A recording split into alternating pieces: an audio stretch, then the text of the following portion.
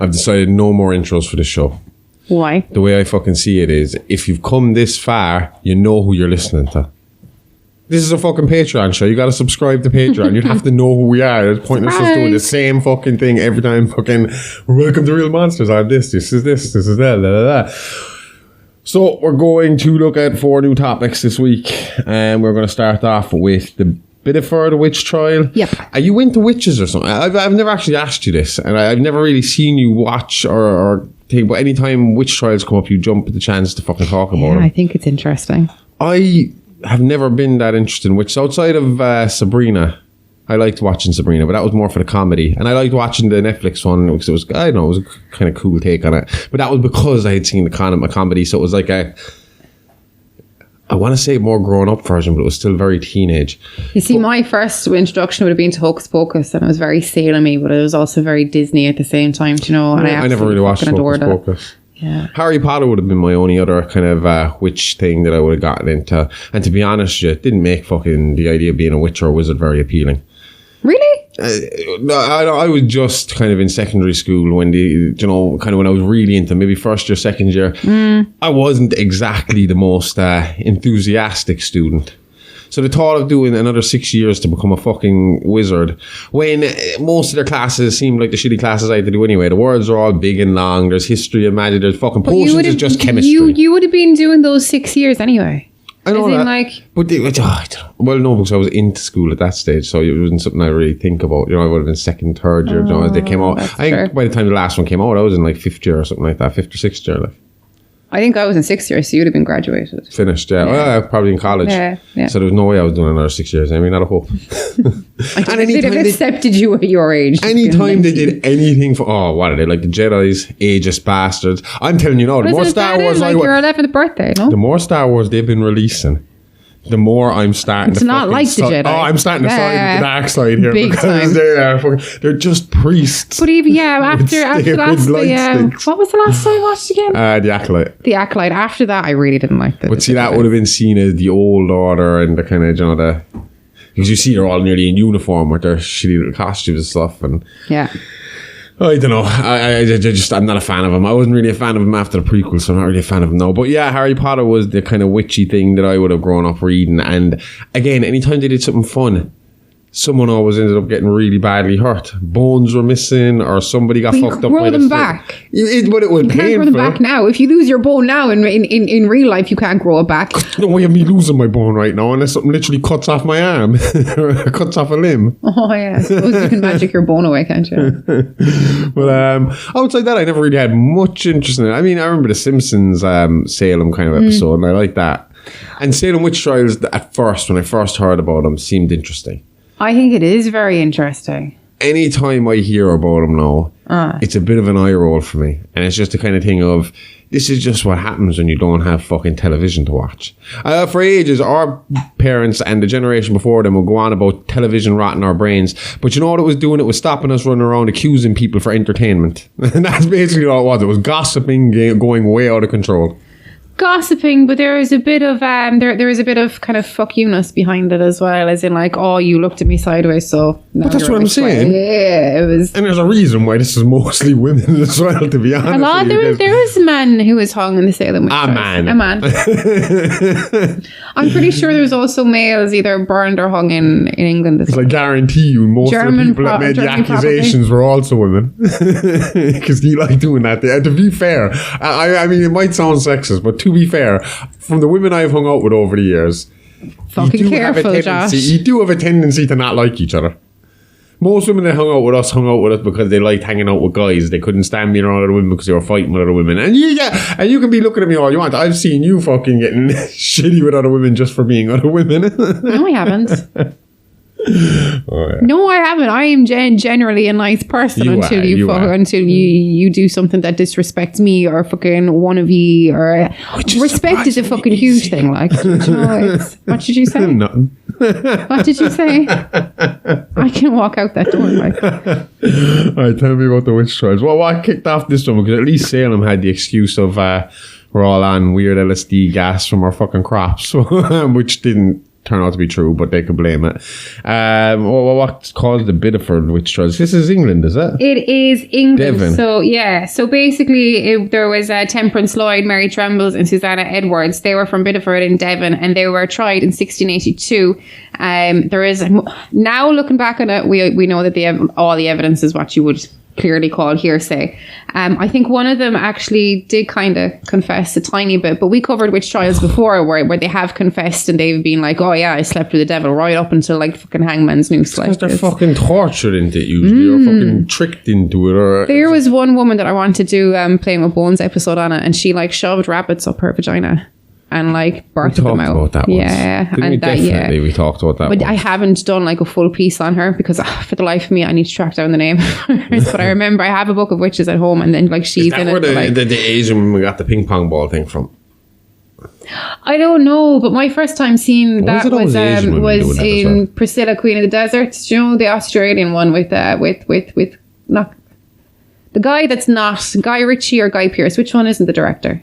Guy Pearce. Guy Pearce is in it. So is the guy from V from Vendetta, Agent Smith, and they're all like drag queens. But their manager, Hugo Weaving. There we go. Their manager is he's an Australian actor, but his wife, she's Asian in it, and she's your one Rita. What's her name from Power Rangers? Oh yeah. And she does the whole ping pong ball routine. So that was my first time seeing it. That was like a movie from the early 90s. So I don't know where it originated. My first time, and I didn't really actually realise what was going on because I was kind of young watching it, was the South Park movie. They had Winona Ryder come out and do it for the troops. But sorry. They imply that's what she's doing. And then the camera turns around to the stage and she's just actually sitting on the ground with her legs spread, but her dress is blocking her vagina, and she's got a ping pong paddle there. She's just literally hitting ping pong balls from that area. So that was the joke, but I didn't get it at the time. Yeah, well... It was the same. That whole movie is based around Stan trying to find the clitoris, and I had no fucking idea what the fuck he was looking for the whole movie. What? Hang on now 2 seconds. You mean where there's like Saddam Hussein and hell and all that? That's all based on finding clitoris? No, Stan's story is. Oh, that's in my head. I haven't seen that properly in years. How? I literally have it on. You put it on every night when we're going to sleep, and I'm like gone the music. in 5. I know you like the music. I'm gone in 5 minutes. I'm like, oh look, the South Park movie again. The music helps me sleep. But yeah, Stan is like fucking competing with that posh kid for Wendy. Yeah. And then he goes up to the chef and he says, what have we been looking for? He's like, all you got to do is find the clitoris. And he's like, I should have said it. No, I remember it. Yeah. Stan goes on a thing to try and find the clitoris, and eventually he finds a giant clitoris in the woods, and he talks to it, and it kind of was Stan talks all weird and stuff. It's kind of no, that's the ghost. Ghost clitoris? It's got like a weird computer. Do you know what it's like? It's like a fucking do you know when they do like a fish talking underwater?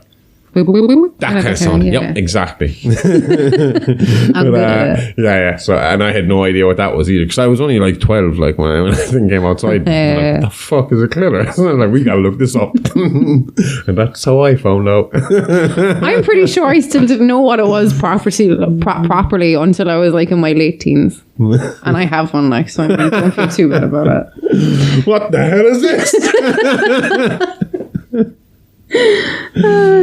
So anyway, the Bideford Witch Trials. Yeah, so there is a guy called Thomas Eastchurch, and he was a shopkeeper in Bideford, and he complained to some of the constables in the town that Temperance Lloyd had been practicing witchcraft.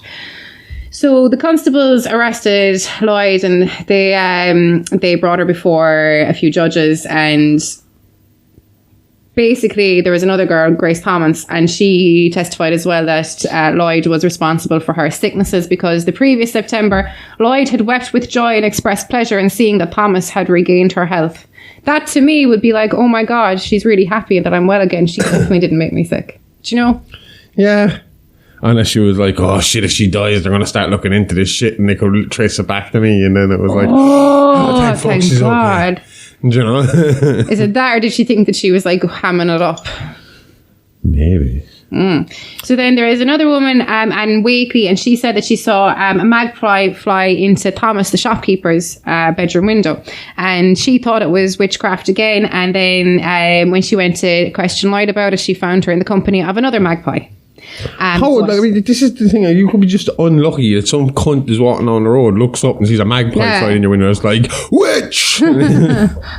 They also said that they found on Lloyd as well in her secret parts, and I'm not too sure how they got to see her secret parts, but that she had basically like 2 boobs and the way the wording it doesn't to me, say boobs. What does it say, Amy? But the wording to me is that they were like saggy. So like this is it. In her secret parts, 2 teeth hanging nigh together, like unto a piece of flesh that a child had sucked, and each of the teeth was about 1 inch in length. So what do they say? Hang on a minute. They're just saying that her boobs got sucked dry by this child. No. Yeah. That it was as if a child had suckled them, and that the nipple. Oh, just the nipple? But that the nipple was 1 inch in length. Yeah, it's a big nip. Yeah, and then the thing was that then with the bird and the magpie, they said that the devil or a black man is what they called. I don't think they necessarily meant like skin color, like it was like a far darker like we have, like I was like a black thinking man. When they said that he was in the image of a black man, was it just that they like Yeah, it was. it was more like a kind of like in Irish culture, what we like as I said, the far. Well, we used to call man. him fucking blue man. We call him in Irish a black man is far Gorham. We also have far darker as well. Do we? Yeah. I think that might be related to the famine, though. I don't know. Okay, but either way, and he also came to her in the form of a bird or a magpie as well. And then there was another guy, Thomas Eastchurch, and he said that that Lloyd can confess to him to meeting something in the likeness of a black man who had tempted her to go and torment Grace Thomas. So she's actually saying, yeah, he made me do it. So black man, they mean more like a shadow person. Yeah, when you're reading it like word for word, they'd be more inclined to, if they meant the colour of his skin, they'd have probably said more. Well, let's be honest, Amy. They had another word for it that they weren't shy about saying back then. What year is it? Definitely before they abolished slavery anyway, I'm sure of that, yeah? No, 1682, they'd probably still use the word more. It's not that long after Shakespeare. What's more? More is basically like what they say, like as a black man. The N-word. Amy, you're going to get us in trouble. It's a black person. It's what Shakespeare, like Jew, and like what Shooter would have called. For educational purposes, this is what it's called. Anyway. Oh yeah, and then there was a tabby cat involved, and then she believed him to be the devil as well. That was in and out of the shop. So was that always a common thing? Cats were I mean, because cats are common to be like the familiar. Oh, the familiars of a yeah. witch. Was it even common back then? Like, would the cat have been like a sign of witch? Oh yeah, if you were seen in the company of a mouse, a cat, a badger, a butterfly, a fucking bee, a fucking... Well, I would assume, here, number one, you're probably going to be in the company of a mouse if you don't have a cat, especially in these times. And cats would have been necessary for that reason, wouldn't they? To keep fucking like rats and mice away from the fucking home, because it's not like they had like a well-sealed, insulated house or anything. Yeah, but then back then I wonder, like, would they have seen it as like, you know, the way, like, I don't know if your cats do, but I know that my dad's cat does the thing of she'll go off and she'll get a mouse and she brings it to the back door and she'll go off and she'll drop it. Yeah. Would that have been seen as like, oh my God, this cat is definitely in league with the devil? It's an offering, like, yeah, you know, like a present from your cat. Yeah, and all that might have been seen as fine run of the mill until you pissed off your neighbour, and then it was seen as. But that's what I'm saying. This is all gossip gone mad. If these people had television to watch, or maybe podcasts to listen to, they wouldn't be so fucking busy running around making up stories because they had nothing to entertain themselves with. It's mental, because that only dawned on me again this week. You know, when I was sitting, I think I was reading about Charlie Chaplin. Yeah. I don't know what got it in my head, but I started reading his Wikipedia page. And it was kind of the realization, like at first it was the realization that he didn't die until the 70s. Yeah. And then it was kind of like, well, you know, he was kind of there at the start of it, like close to the start of cinema and all this kind of stuff. And realizing that TV, cinema, all that is just over 100 years old. You know? Before that, there was no, you just had to fucking deal with your day the way you did. I suppose, read the newspaper or play a game or whatever, but or listen to the radio. Or hang out with other people. But this is what happens when they hang out with me. They start talking shit. Someone's like, see that bitch over there gets misheard. We have a fucking court case. Well, all you had to do was be poor, like the next two people, Mary Trembles and... there's a poor. Oh no, Susanna, sorry. Yeah. Hang it. Yeah, Mary Trembles and Susanna Edwards, they were out begging for food because there was an awful food shortage in the country at the time. So maybe that was sending people fucking loopy as well. But basically, Grace Barnes was really sick. another girl, the same person, and she also blamed these two people, and her husband came forward and he was like, you're after hurting my wife by witchcraft. And it was literally just because they were poor and they were on the street begging, like, and they were put in lockup, and they were actually like, put on show. It's fucked though. It's just like, again, I don't know. That's my problem with these stories, is it's so fucking blatantly obvious what's going on here. It's not like there's a mystery to it. It's just fascinating to see so many people go fucking mental. But if I'm going to go with mass hysteria, I'll always go with the dancing fucking plague rather than something like, because this is just so fucking like, all you can think is this is a fucking town full of idiots. Oh yeah, because like there's another guy, Anthony Jones, and he was there during Edward's questioning, and basically Edward's, like you would when you're nervous, like, you'd be twitching, like some parts of you would be fidgeting. She was wringing her hands basically, and then he accused her of now tormenting some person or other because she was wringing her hands. Basically making magical hand motions. Yeah. And according to him, her reply was, well enough, I will fit thee. As in, like, she was probably pissed off. You'd be fucking aggressive because you're pissed off. Like, let's be real about this, right? But he took the piss either way, like, so. If there was fucking witches and wizards, right, and we had them locked up, do you not think they would use their powers of Satan to get themselves out of it and fuck you up along the way? Apparently, a well-placed wooden cross sorts that problem. Fucking hell. Well then, stop fucking killing them. Just stick a few crosses around the place. Now you have no magic. They're not witches anymore. No, because problem as a good Christian, it's your duty to save this person's soul by burning them. Okay. Yeah. Basically, if they're not going to recant, if they recant, they're hanged because they've confessed, so their soul will be saved. If they're not, they cleanse them with fire, basically. Basically, there's nothing on TV tonight. Let's go to a burning. Well, that's the way it was. People fucking love going to public executions. Like, can you imagine the smell? But again, this is my point. Like, historically, the reason you have so many fucking deaths like this is because they had no other form of entertainment. I mean, look at the Colosseum. Look at the fucking Romans throwing the Christians in there and stuff like that. And that was all for entertainment. People went there to watch. It was like going to the wrestling, you know? You're going to the gladiators, you know? But you know what? Like, when you look at it, you'd wonder, literally just after clicking with me, if you were in that position and you were like, right, well, there's fucking no way out of this, would you confess and be hanged, or would you stand tough and be burned? I think I can. When it comes down to it, I believe my soul is like I'm going to somewhere else after this life anyway. Like, so I would rather be fucking hanged than burned. I think I would make it as difficult as possible for them and constantly try and escape or fight them the whole way, and so they'd have to fucking get me with their sword or something quickly. Like that. Yeah. Get a headshot quickly. This cunt's not going down easy.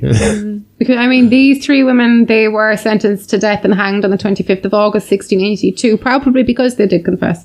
Do you know what you do? Yeah. I figured it out, right? If you're stuck in this position, you turn around them and say, right, I have been preparing for this moment, and I know you have your little wooden crosses to stop me from doing my magic. But my coven are stationed outside this town, or surrounding this town. If I don't fucking walk out of here in the next hour, this whole place is going fucking up. They are going to change every last one of you assholes into toads. We're going to burn the village down. We're going to fucking make frog legs out of you bastards. We are going to fuck you up. It's like, so I don't have to do shit. I will sit here and wait. Good luck. Watch them let you out the door. Yeah, I wonder how many people did try that. You gotta fucking play into it. If they're gonna believe you, go fucking full on it. But you see, the thing about then they could just turn around and be like, I will believe you if you can make yourself appear on that other side of the door, and then you try really hard. I can't. You got your cross up. You got your little wooden cross up. I can't do any magic. And if you take it down, I'm gonna make your head explode instantly. So fuck you. Do you know? Taking inspiration from the boys. So it's like, you have them fucked. You're calling their bluff. So it's like, you rather believe this shit or you don't. If you believe it, you're going to let me walk out that door. If you don't, this is all shit and you're going to let me walk out this fucking door. I would have been a good solicitor back then. You would have. Getting all the witches off. Are you being accused of witchcraft? Call 1-800 Dr. Smoking Steve. And then they'd be like, burn him, because what does he mean by call? What is the phone? I got to deal with the witches. All right, what else happened here? Is that it? That's it, basically. How did it come to an end? They were hung. Oh, it just stopped accusing people. Basically there was towards the end, the very last was from a girl called Dorcas Coleman. The very last statement, and you have to wonder what puts a stop to this. Is there just a point where somebody is like, well, actually, do you know what? If we're really thinking about this and they make real sense of it, and the fucking whoever's in charge, like, shit, we better just stop doing this. Just silently stop doing witch burnings. We'll replace it with something else. You know? Okay. Well, I think they just kind of realised it was absolutely nonsensical. I mean, like, now I think it was maybe less than fucking 40 years after the Salem witch trials, they were all exonerated. Everybody was like, oh shit, what we did was really wrong and fucked in the head, and we're all acting crazy. I mean, like, less than 100 years 40 later. Years? How many of them were still alive after 40 years? No, they were posthumous. Oh. Is what I'm saying. So the next generation came along and said, that lot were fucked. Yeah, exactly. Yeah. And then less than about 100 years after these three women, the Witchcraft Act of 1735 was passed in England, and it was basically, there were so many skeptical people at the time, even but they were like the silent. But it wasn't, well, that's what I was going to say. It's not like it was like a national problem. It just happened in pocketed areas. Like, so it would be a town that would go mental. I think what really fucked it up for people was that King James, is it the second or the fourth, the second or the sixth? The guy after Elizabeth I kind of basically really believed in witches as well. And then when your monarch really believes in witches, actually, he would have been king at this time, like, so I mean. Again, I mean, you talk about the whole, like, fake news and spread of misinformation nowadays with the internet. At least with the internet, we can look up other references, other sources. Back then, it was just some fucking drifter from fucking the next fucking town over telling you what they fucking saw. I mean, like, anything that was hung up on, like, even like the church wall or the church door, like, you'd be asking somebody, what does that say? Because I can't read it. So you're believing this person that's like, oh yeah, this is what it says. That's what it says. Like, you're completely reliant on other people. This is a time where the Bible was seen as word for word the truth. This was a fact-based book. This was Jesus's autobiography. This was, there was no fantasy at all in this. So if you're going to believe that, then you're going to believe in magic. You're going to believe in, the devil's fucking, I don't know what you call it. But you see, that's what I don't get about it. How come in Protestant England, right? Okay, like, you have, like, the belief in witchcraft, but you don't have the belief in transubstantiation. Like, where do you draw the line as a Protestant at that time between that's hocus pocus and that's not hope? That's completely believable. I don't know. I suppose the king, I mean, like, they were only that way because he wanted to get divorced anyway, so maybe they didn't put much thought into it. But yeah, I don't know. It's a weird one, like, I don't know. It just seems to me like gossiping going wild is what it is. Because, like I said, it's pocketed areas. It's only towns around the place. It's not a big area. It just sounds like too many fucking Karens in one area, and shit gets out of hand. And that's about it. Until somebody turns up and is like, what the fuck are you all doing? This shit's crazy. The next guy, we don't know who the next guy is that we're talking about. The bouncing ball killer. I found this one. I'm having fun with this now. I've been trying to, on the main show, trying to find a balance of fan fiction, actual fucking movie and media sources from that franchise, and true crime sources. And when we were doing Last House on the Left, I went really heavy on the true crime. I want to get it to the point where you can't tell what's real and what's fake when I'm talking about stuff. Because I mean, like, the New York Ripper, that all came from my own mind. Yeah. His backstory. I literally just came up with that myself. Yeah. Well, no, it was just your standard most of them are like. Once you've fucking followed enough true crime, you kind of know the fucking routine with them. And it was easier to kind of write that, and I was able to write that away up until and I knew you had to make him kind of hateable and all this coming from what he did in the movie, so it was easier. And it was the same with Last House on the Left. That because Krug and his gang were so fucking despicable and nasty at the start, and I needed kind of what were they doing before he was arrested and they had the escape, I needed to kind of come up with something. So I was like, right, this time I'm going to go full true crime. I'm going to find a good fucking true crime story and we're going to adapt it for them. And I went with Leonard Lake and Charles Ng. Okay. And they're fucking nasty. Yucky. Yeah. Oh, they are. They're fucking... Do you know what I find, right? If it's, and I think it's the same way, you will see on my movie taste as well, right? Is I can handle the serial killer stories where it's like, you know, even if the victim is talking to the killer beforehand, but they're unaware they're with the killer, and then the killer fucking like last second is fucking like BTK, where he'd be strangling the woman and then tell him who he is. And same with Richard Ramirez, he'd be like about to kill him, and he'd be like, I'm the Night Stalker or whatever. Yeah. Because in my mind, it's like there's not as much fear. I hate these ones where the killer is giving them the big evil monologue like they're in a fucking movie, you know, telling them what's going to happen to them, telling them what's ahead of them, because I hate the kick they get out of that fear and all that, and it's terrifying sounding, like, you know. Yeah. And it's the same reason why I prefer slasher movies over like big serial killer movies. If you came to me and said, oh, let's go watch this serial killer movie, instantly my brain is like, this is going to be too fucking heavy. I have come to you with a serial killer movie. I would be mad onto you to watch Funny Games for ages, but it's that kind of, not attitude, I won't say attitude, but I understand it. It's that kind of, you're like, you say to me, I want to watch it, but I can't fit into it right now. But see, then it's like, well, then how come you can put up with all these slasher movies? Because Jason doesn't stop to give you a fucking monologue or to scare you beforehand. You barely know he's there before he takes your head off. It's one of these movies you should watch though, Josh. No, but that's the thing. Whenever I watch them, I like them. I do. I enjoy them. It's just getting myself into the mindset to watch them. If it was a real fucking killer, like a docu, you see me with true crime documentaries, I'll sit down and fucking watch that for all night and it won't bother me. But why don't we just, because I would say Funny Games is one where we should probably have a stand-up lined up for afterwards. It's one of those kind of movies, like it is heavy, but anytime we watch something like that, I always like to have something funny to end the night with. No, I mean, like the scene, do you know the Ted Bundy movie, the TV movie, the Lifetime kind of fucking TV movie they have? Yeah. And it's the scene where he's got fucking hardcore. But when he's got the two girls in the back of the thing, and he's up in the fucking mountains, he had like a fucking little hut kind of thing, and he's screaming at one of them while he's killing the other one, and telling her like, oh, I'm the judge, jury, and executioner, and all this shit. And that shit's terrifying to me. And it was the same with Leonard Lake and Charles Ng. They videotaped everything.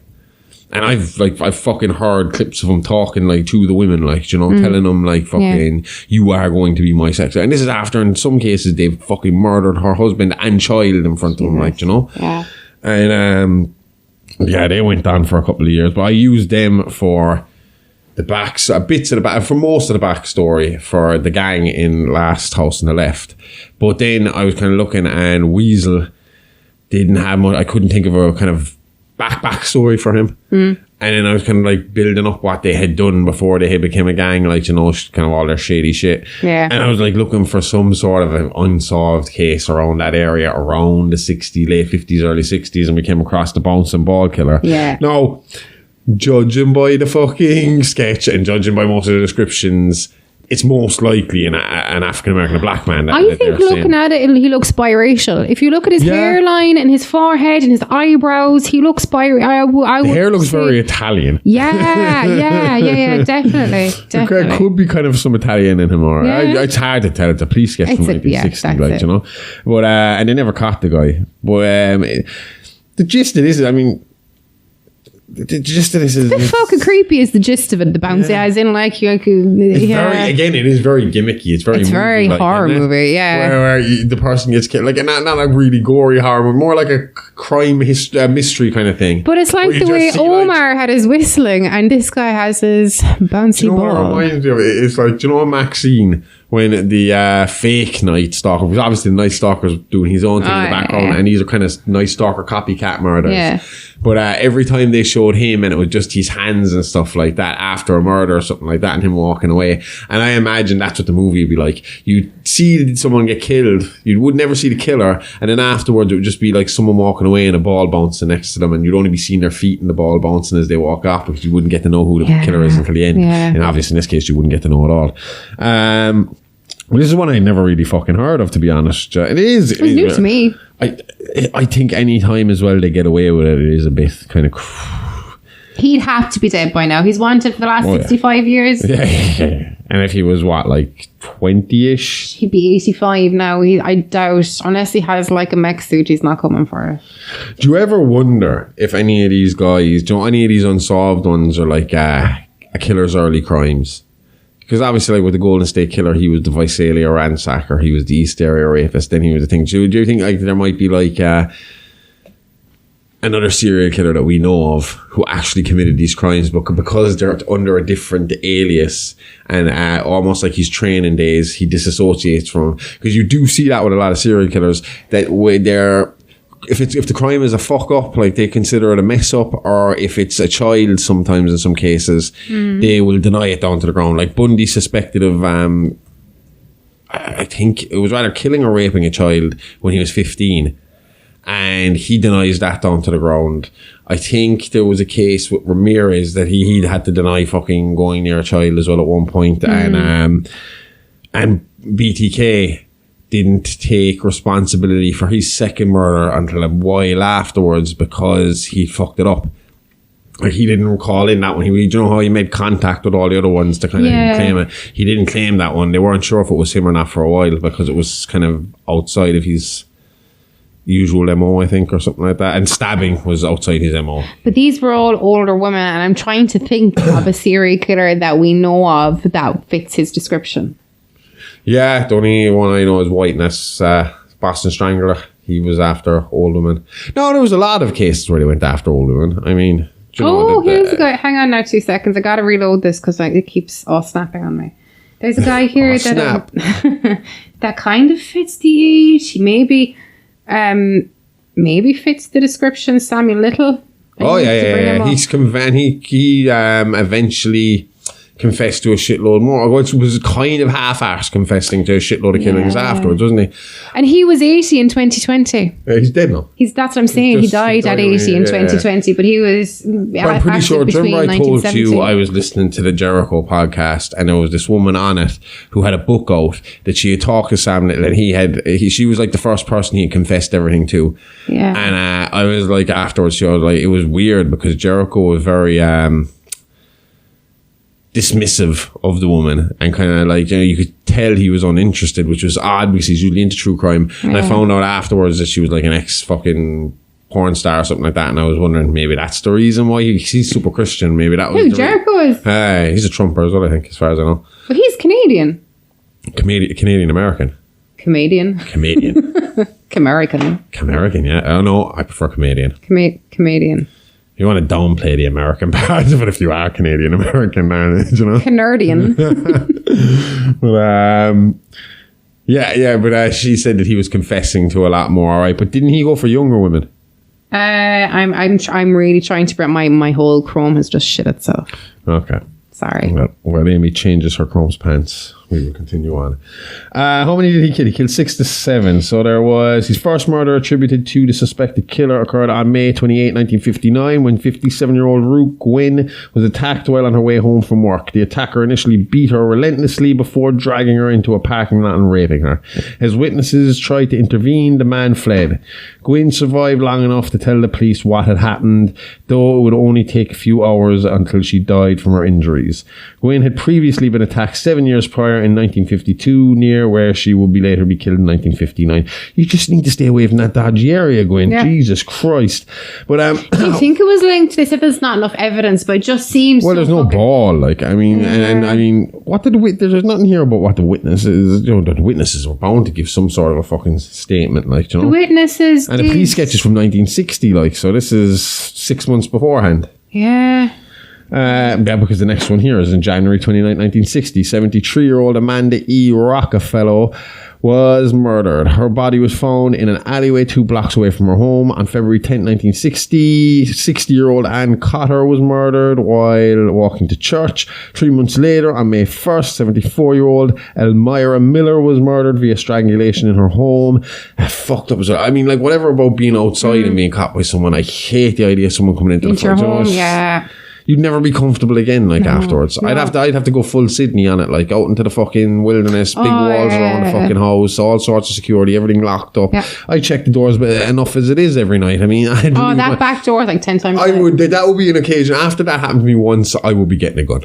I can understand why Americans have so many guns, because they have to be afraid of other people with guns. But obviously, the common denominator here is guns. And also, they've got far more serial killers. Huh? And also, they've got far more serial killers. Yeah. Do you know what I'd like to see? Because I've never really thought about it. Because when you do look into it, there is a lot of European serial killers. The Hunger Games, but with serial killers. Oh, well, that's a good idea. But I was just going to say, I'd like to look, and because obviously America as a country is nearly fucking close to the size of Europe, yeah? Wouldn't be far off it. Yeah. So how much population-wise, how many serial killers do they have over Europe? And in that case, is it a case of America just sounds wilder because we consume more of their media? Yeah. Because they speak English? Or is it a case, and we kind of did the European ones pass us by because it's all different languages and it takes a bit more effort to find out about them and all that kind of shit, like, you know? Because, I mean, the ones I have heard of, the English and fucking... Still the United States. By how much? I'm trying to have a look here. The United States leads globally in the number of documented serial killers, with the total surpassing the combined count of the next 10 highest countries. So it's the highest ratio of serial killers that it has. Okay.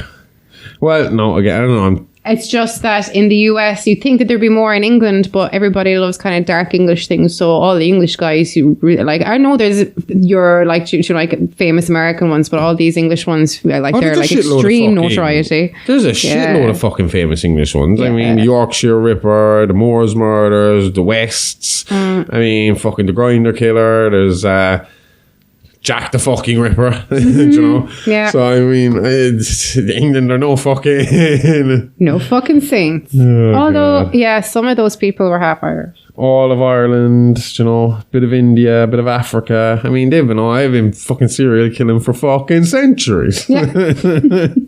So who else was there? That was strangling. Evidence found at the home showed that there was sexually motivated attack. 12 days later, on May 13th, 60-year-old Bessie Elva Green was raped and murdered. I hate when I start something all positive like that and we get that. Was raped and murdered in her apartment. Oh shit.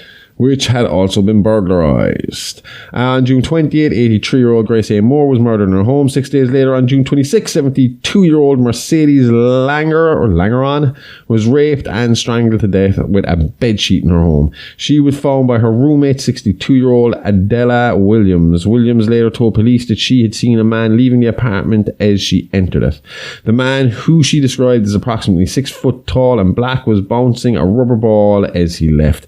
Like, that is what I'm talking about. That's that fucking proper. So you can picture that movie scene where she's going in and he's like slow motion passing her, and they amplify the sound of the ball, you know, bouncing. Slow so you can really hear the echo and the maybe even tiny ripple against the floor and back up. If they both make eye contact passing. Fucking class. You'd be like, you know, the brothers that directed, the sisters that directed The Matrix? Do you know who'd be desperate enough to take the part? Fucking Kang the Conqueror. He's out of work, isn't he? I think he's back in work again. Hey, Kang. So they had a lot of suspects for this. None of them really fucking stuck. And a lot of them were stupid. Like, you know, fellas spotted loitering or suspicions because they had the same shoe size and shit like that. I mean, the closest one, none of them were really close. I mean, shoe sizes, I mean, yeah, but I mean, like, isn't there like the substantial? What I'd like to know is it like the average shoe size? Is it the average male shoe size? It's like 10, 11, 12. It's going to be. If they had said, if they knew the shoe size, they'd also be able to say, oh my god, it's the same pattern as well. If it was like he's a ridiculous size 15, he's what? He's a ridiculously large size 15 or 16, then you'd be like, all right, we're looking for a giant. Sideshow Bob. Easy. But I suppose maybe one of the most convincing ones for me was maybe this Raymond Ward Clemens guy. Because he was caught at the scene of a fucking murder where he had done pretty much similar stuff to what the bone. And he confessed to it at one point. Yeah. Oh, but the polygraph. But see, and then I was thinking about that because I was going to say, well, polygraphs aren't always right. But it's more kind of the case of polygraphs aren't always right at telling when you're lying, when you're telling the truth. But when you're straight up fucking lying about it, like, I mean, in this case, would it be, you know, obvious? I mean, it's going to be, I assume if you're doing it the whole way through, they're going to be like, this guy is fucking lying. Oh, yeah, definitely. It's only inadmissible because there's a chance that it might be out there. There's no 100%, there's not even 90%, you know, there's a chance, there's ways of fucking up with it. And I suppose if you're an extremely calm and collect person, you will be able to pass that without, you know, breaking a sweat, like, you know. Definitely.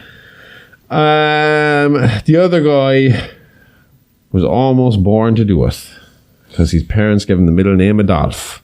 Oh, no. And look at him. Have you seen him? Yeah. Oh, Henry Adolf. And he was a serial killer. So yeah, I can talk shit about this guy. He looks like fucking Jeffrey Dahmer's slow fucking brother. That's what he looks like. He looks like Jeffrey Dahmer and Ed Gein had a fucking baby. Yep. Henry Adolf Bush.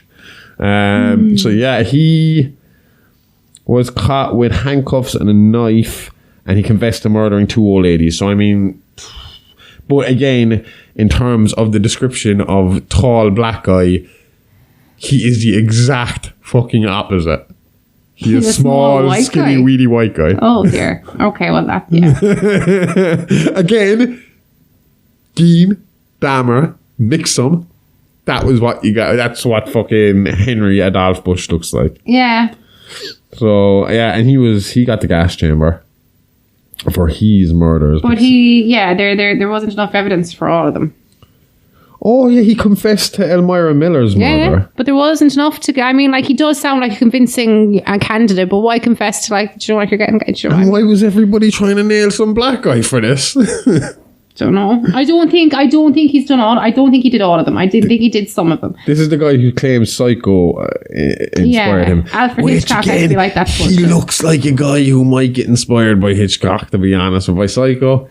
He's got a bit of a Norman Batesy feel about it. And Norman Bates looks like more of a man than this guy does. If you picture Norman Bates at the end of that movie, he looks confident and fucking strong.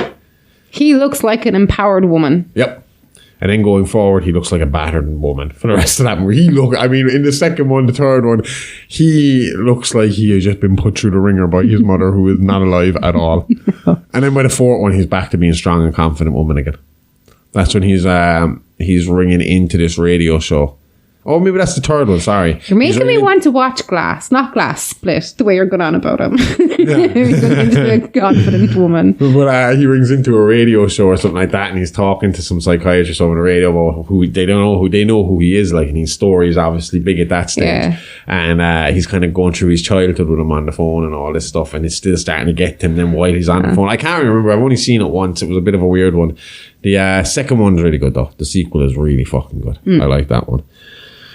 But so he got that, and then there was one more, and that was Charles James Golston, and he raped and strangled an 81-year-old woman named Dora Ann Cutting. So I mean, to be honest, he was also in trouble for the disappearance of an 11-year-old. So I think this is what I'm saying too. Does it narrow it down that they're older? I mean, obviously these cops are just like fucking, all right, that guy killed someone old.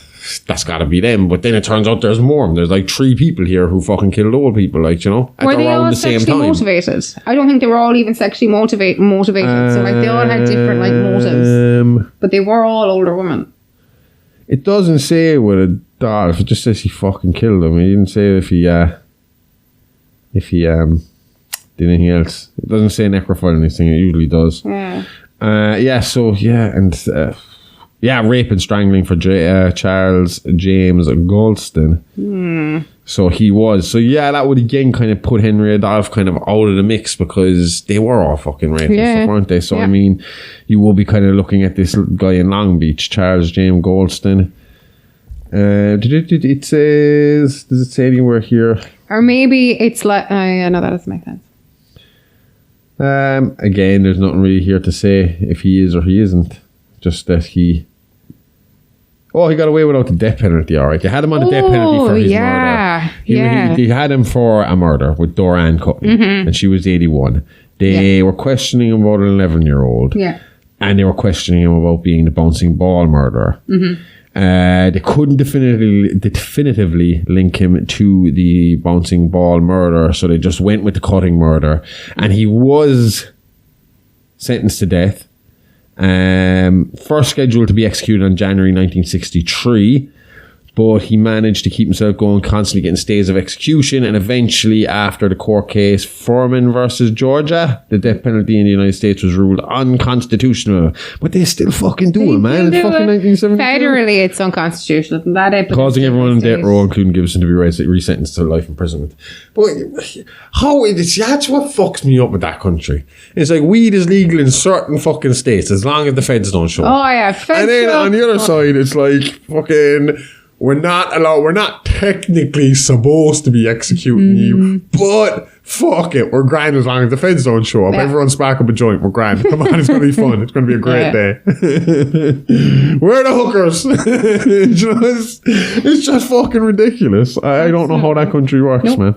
And that's probably why there is so many fucking serial killers and craziness, because it's so easy to They think it's legal in some states? Yep. I don't even know what state that would be. But yeah, that's the bouncing ball killer. At least we got a bit of levity before with the granny killing before we got into the child killing.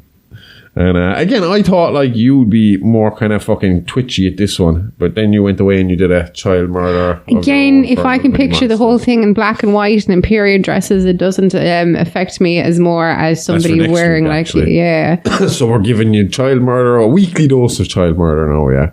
And this guy is absolutely even his apology pisses me off, Amy. Mm-hmm. And that's the thing, like, we've discussed this before. We were like, what is the only way? And we were like, Son of Sam, there's a count. Like, he kind of, like, he did the murders, but then when he was caught and he went into prison, he was like, do you know what? I deserve to be here. Do not release me. I fucking did bad shit. Yeah, I deserve to fucking suffer here. Yeah. And I'll be a good Christian while I'm in here, and I'll go to heaven, and that'll be my prize. And it's like, okay. Is this more bullshit from Son of Sam, or is it kind of, is it truthful? Who fucking... only he really knows that one. Do you know? And that's... you just have to kind of fucking go with it. He's being quiet. He's not bothering anybody. It's cool. Yeah. Berkowitz do what he needs to do. But this guy, even after reading his little fucking apology, I was just like, fuck you. I fucking... oh, fuck me. If they hadn't executed, and that was the thing. I was trying to fucking rationalize in my head. It's like, where do I stand on this step and this shit? Because I might not want you to kill a serial killer, but you put a pedophile in front of me, and I'll be like, yeah, just shoot him. Shoot him. Fuck it. Is he apologetic about it? If he's apologetic about it, we'll just castrate him slowly first, and then shoot him. And if he's not apologetic about it, just put him down. We don't need that animal. So that's Arthur Gary Bishop. He was born in Utah, the eldest of 6 brothers, and they were good old Latter-day Saints, and an Eagle Scout and an honor student. So he was a good boy. And he went on the missionaries. See, this is another thing, like this kind of religious kind of fucking tone as well. Does this get into here? Because we know that with like these Latter-day Saints and the Mormons and stuff like that, they're very anti-sex, obviously anti-pornography, anti-anything. The sex is only for procreating with them, isn't it? There is no kind of fun sex with them.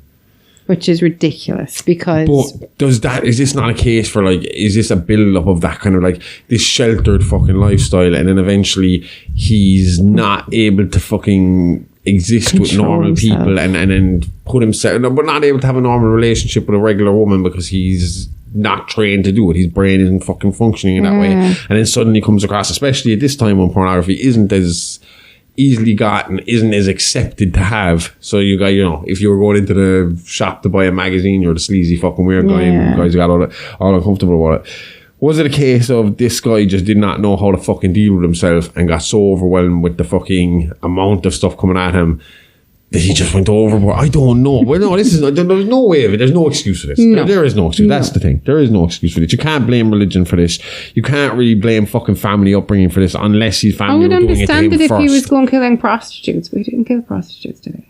No, not at all. It's all children. 5 little Not kids. that I could understand it if he was killing prostitutes, but I could understand that line of killing if his aggression was aimed at prostitutes, but it wasn't. His oldest kill was 13. Yeah, no, that's... Sorry, no.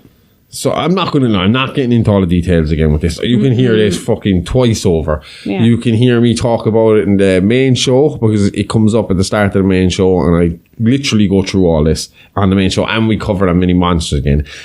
The gist of it is he killed 5 children over the span of 4 years. Yes. And it was brutal. There are usually hammers involved, fucking drownings involved, strangulations involved. In the 13-year-old's case, he might have been just maybe a bit too big for him. He decided to shoot him.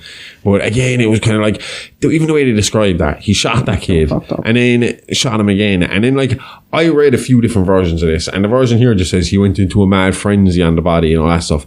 On Murderpedia, it put down he ripped the body apart with his bare fucking hands. He fucking flipped out and just destroyed the body.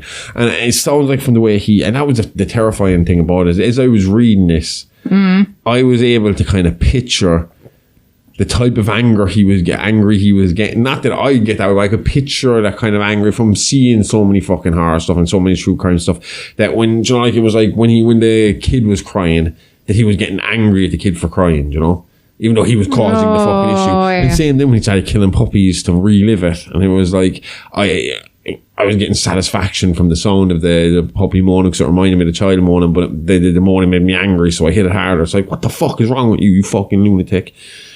And it was just a case of long-term police work, I suppose, and eventually kind of, you know, noticing that this weird fucker kept turning up in and around the radio. He lived close enough to 4 of the murders and was friends with the child of a 5th one. Okay. Of the parents of the fifth one. Yeah. And they brought him in for questioning, and this guy was a weak little pussy, and as soon as they started questioning, was like, okay, I did it, go to my house. And this is where it gets really fucked up, because whereas he is convicted of 5 murders, he had 300 fucking pictures of naked kids in his house. No. On top of another 150 pictures he had taken out of magazines. Now, I would like to know what magazines and books this guy's getting. But he had like 150 pictures of naked boys from books. Magazines? Like? Yeah. I think he claimed later you could get them in the library, or documentary fucking, or nature magazines and stuff like that. So it'd be like, Little African Kids and stuff like that. And medical magazines and stuff like that. He'd get them and he'd cut out the pictures and jack off to them. But he claimed that it was pornography that did all this to him. They managed to identify and interview 21 of the boys photographed, and they were all molested. And when they asked him about it, he said that their number was low. He said double it or triple it. So that would imply that out of the 300 pictures, at least 40 to 60 of them were molested by him. Jesus. So, yeah. And he was a Big Brother as well. They caught him in the Big Brother, the Big Brother program. Molesting kids. And they booted him out of that. And that was after he got excommunicated from the Mormon church. But that was for embezzling money. And then he went on the run afterwards and wouldn't fucking apologise for it, and they booed him out fucking permanently. They're like, no, you're not with us. So, and they need all the support they can get. So I'm surprised if they're kicking you out, you're fucking up, man. Yep. When he went to trial, he pretty much just kind of ate it, took it, blamed porn, said he was a homosexual pedophile, that that porn had ruined his fucking life, and that he'd become sexually attracted to young boys and fantasize about them naked. He was buying sex education books, photography books, and art books that would occasionally contain pictures of new boys. So this is the kind of guy that would buy the Nirvana Nevermind album just for the baby on the front. Okay. So yeah, he just said that eventually he got desensitized to the whole thing, and in his brain, they just became sex toys, and he didn't see anything wrong with it. But the stories are fucking savage. Like, I mean, it's literally like parents turning their back for like 2 minutes, and this guy's gone with them, like, And I mean, like, him passing the first part of the kid he killed, he like put him in a box afterwards. He was leaving the apartment, and the mother's walking around the apartment block screaming for her child, like asking where it is, and he's walking past with a dead in his fucking box after all the shit he just done to it. Only 1 out of the 5 weren't sexually molested. And that was because that kid started kicking up, and he had other kids calling to the house soon, and he didn't want to freak them out, so he put his hand over his nose and mouth and strangled them, and then dumped them into his trash until the other kids were gone. Yeah. So yeah, he apologized. What was that? I want to offer again my most profound and heartfelt apologies to my victims' families. I am truly sorry. I have tried my best to empathize with their grief and devastation. That seems like a backhanded compliment right there. Yeah. And I hope they come to know my concerns and prayers for them. Do you know what was really bothering me when I was reading? Because he had a big statement here, right, after his conviction, and it was, I am a homosexual pedophile convicted of murder. I was like, someone better not freeze this, fucking cut this shit off. Fucking writing against me. I was like, I gotta hold on to this Mini Monsters episode so I can prove where I fucking came from. Because they have me in my voice going, I am a homosexual pedophile convicted of murder. But yeah, he's a fucked up little bastard. Yep. We won't stay too long on him because I think the next one is interesting. It's fucked up as well. It's terrifying. It is absolutely scary, but it's interesting.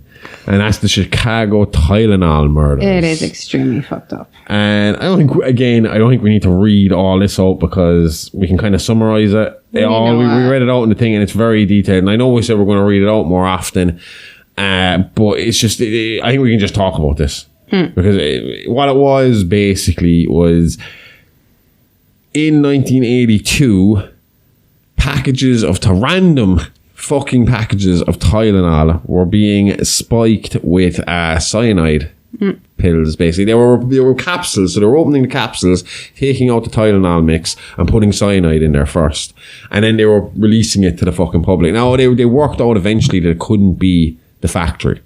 Okay. Because I was watching something about this, and the thing about it was they reckon it couldn't be the factory because something about the half-life of the cyanide wouldn't last long enough. If it had to be packaged, it had to be, the cyanide wouldn't work anymore. Yeah. So they knew that because of that, the stuff had to be taken off the shelf in the shops, fucked around with, and put back on the shelf. The only problem is this is the 80s, and there's no tamper-proof anything. Well, no, outside of no tamper-proof stuff, they had very little CCTV. Not every shop. It wasn't like common place like it is now, where every single shop will have a camera. There was, the odd bigger stores had a camera. They actually only got one fucking camera shot of who they think might be it. And he was standing behind somebody that was actually shot. It was a good bit point. One of the victims. Yeah. It was a good bit point. She was in the fucking queue and he was over kind of on one of the aisles. It was a good bit of part, but he does kind of glance over her. And then that's it. That's all they really have in the guy. So I don't even know. There's not even a whole bite. It's just the fact that he had come on and he looked a lot like there was two guys who could have done it, who they did. Well, no. One, maybe. The other one, probably not. Okay. They reckon Ted Kaczynski, the Unabomber, that it could have been one of his early attempts at domestic terrorism. But he's always denied it. And he looks slightly like the guy. The other guy looked more like him, I will say that. And that was, let me find this guy's name. Where are you fucker? James William Lewis. He's the guy that tried to fucking hold up Johnson & Johnson. He was basically demanding $1 million to make the cyanide stuff stop. Yeah. And when they looked into his back, now again, he got cleared on some DNA samples, fingerprints and stuff like that. They cleared him for that reason, but his background is shady. Like, he worked in pharmaceuticals at one point. He was in and out of jail for stupid shit, like for fucking, again, kind of what was it extortion and some other bits and pieces. He had the equipment to make these pills.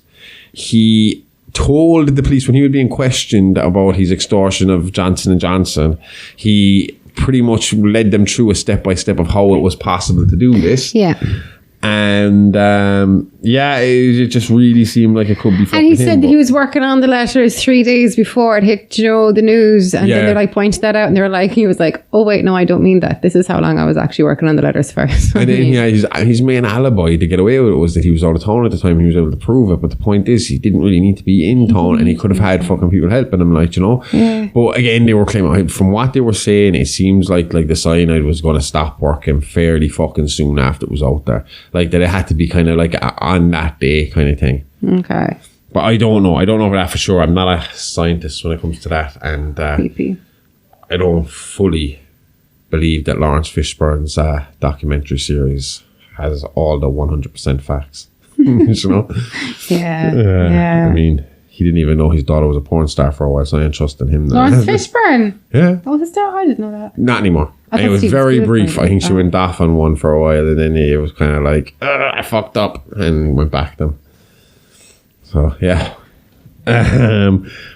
What was I saying? Yeah, so he kind of got cleared because his DNA samples didn't match DNA recovered on the bottles. But again, the bottles were on a fucking shelf. They could have been picked up by multiple people before they were, taken by somebody. Yeah. So I don't know. That's a weird one. He died age 76 only last year, and was never. He denies responsibility for it. And he was never brought up for it.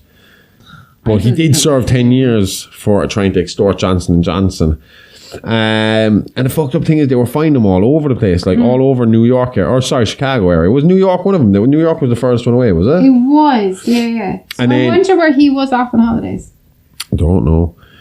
There was, and there's a kid that fucking died from this one as well. Yeah. I mean, you know, and that was the first. That was the start. Wasn't it like a kid that was the first one to go down? I think so. Yeah, that was. She had a 12-year-old Mary Kellerman. Yeah. She had a headache. She woke up with a headache, and she went to take an extra strength Tylenol, and next thing her father heard a thud on the ground. He ran upstairs, and she's on the fucking ground, like, you know, pronounced dead when she got to hospital. Yeah.